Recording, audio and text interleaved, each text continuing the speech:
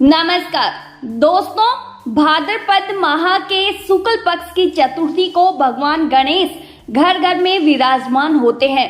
वहीं इसके ठीक 10 दिन बाद अनंत चतुर्दशी के दिन गणेश विसर्जन किया जाता है। लेकिन क्या कभी आपने सोचा है कि ठीक 10 दिन बाद ही गणेश प्रतिमा का विसर्जन क्यों किया जाता है? आखिर इसके पीछे का क्या रहस्य है? तो आइए जानते हैं इस वीडियो के माध्यम से गणेश विसर्जन का रहस्य। दरअसल हम सभी ये भली भांति जानते हैं कि किसी भी शुभ काम को करने से पहले गणनायक विनायक की पूजा की जाती है, क्योंकि ये परम पूजनीय देव है। शास्त्रों में कहा गया है कि गणपति बापा का जन्म भाद्रपद की शुक्ल पक्ष की चतुर्थी को हुआ था, इसीलिए इस दिन को गणेश चतुर्थी के रूप में मनाया जाता है। हालांकि अगर इतिहास की बात करें तो आज से 100 साल पहले बाल गंगाधर तिलक ने अंग्रेजों के खिलाफ भारतीयों को एकजुट करने के लिए गणेशोत्सव आयोजित किया था, जो कि फिर धीरे धीरे पूरे देश में मनाया जाने लगा। लेकिन ये उत्सव केवल 10 दिन का ही क्यों मनाया जाता है? तो आपको बता दें कि इसके पीछे भी कई कहानियां हैं, लेकिन इन कहानियों में से सबसे प्रचलित कथा महाभारत की कथा है। महर्षि वेदव्यास जी ने गणेश जी से प्रार्थना की थी कि आप महाभारत ग्रंथ को लिखिए।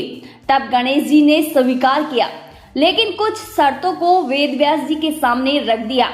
गणेश जी ने कहा कि जब तक महाभारत लिखी जा रही है, आपको बीच में बोलते हुए रुकना नहीं है। तब वेदव्यास जी ने कहा, ठीक है, लेकिन भगवान मैं एक मनुष्य हूँ, अगर मुझसे श्लोकों में कोई गलती हो जाए तो आप उसे ठीक करते हुए लिपिबद्ध लिखते जाए।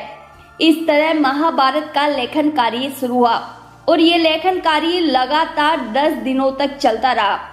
महाभारत कथा पूरी होने पर जब वेदव्यास जी ने अपनी आंखें खोली तो देखा कि गणेश जी के शरीर का तापमान बहुत अधिक बढ़ गया है। तब तुरंत ही वेदव्यास जी ने गणेश जी को पास के सरोवर के शीतल जल में ले जाकर ठंडा किया। उसी दिन से ये नियम बन गया कि 10 दिन गणेश जी बैठते हैं, फिर उनका शीतल जल में विसर्जन कर दिया जाता है। इस बात से खुश होकर गणेश जी ने व्यास जी को कहा कि आपने मेरे ताप को मिटाने के लिए जल में मुझे बिठाया है। अगर अब जो भी व्यक्ति मुझे जल में विसर्जन करेगा तब मेरा ताप तो मिटेगा ही, साथ ही उसके जीवन का ताप भी मिट जाएगा। वहीं इसी कथा में ये भी वर्णित है कि जब गणेश जी और वेदव्यास जी महाभारत लिखने बैठे तब इस दौरान गणेश जी के शरीर पर मिट्टी जमा हो गई, तो उस मिट्टी को साफ करने के लिए उन्हें सरस्वती नदी के शीतल जल से नहलाया जाता है। जिस दिन शीतल जल से इस मिट्टी को साफ किया गया वह दिन अनंत चतुर्दशी का था, इसीलिए इस दिन गणेश जी का विसर्जन किया जाता है। बता दें कि जब गणेश जी महाभारत लिख रहे थे तब उनकी कलम टूट जाती है, तब वह अपने एक दांत से बाकी की महाभारत लिखते हैं। तब से उनका नाम एकदंत पड़ जाता है। ये गणेश उत्सव हमें सीख देता है कि कैसे हम अपने मन की गंदगी को हटा सकते हैं। 10 दिनों तक अपने मन और दिमाग की गंदगी को इकट्ठा करना पड़ेगा, यानी विचार करना पड़ेगा, और 10वें दिन गणेश जी के साथ उस गंदगी को बहा देना पड़ेगा और मन को शीतल करना होगा।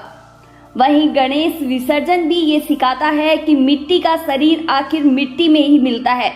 जैसे गणेश जी ने महाभारत ग्रंथ लिख नेक काम किया, वैसे ही हमें भी नेक काम करते रहना चाहिए।